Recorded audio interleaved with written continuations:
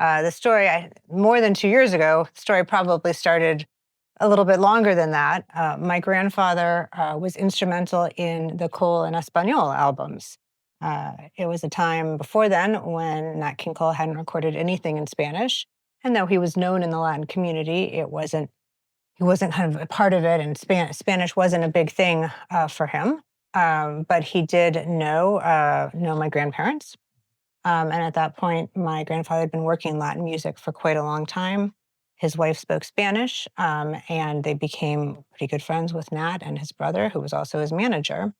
And the idea came to record a first one album of Spanish language hits, which ended up being so successful that they recorded two more because the idea had come from my grandfather as a music publisher.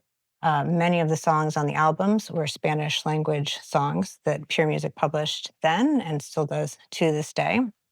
So they remain important copyrights for our catalog. But this was really a new realm for Nat to be in, and it created a whole new fan base for him. If you listen to the original recordings, you can tell that he was not a native Spanish speaker, and he clearly was recording phonetically.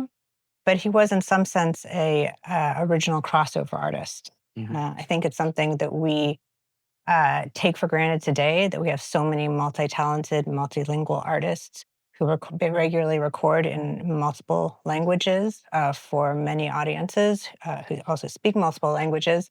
But that wasn't really so common, particularly for Anglo artists. And so those albums in Spanish were a real step into the crossover space for Nat, and then welcomed away from many other artists who've had success in that realm.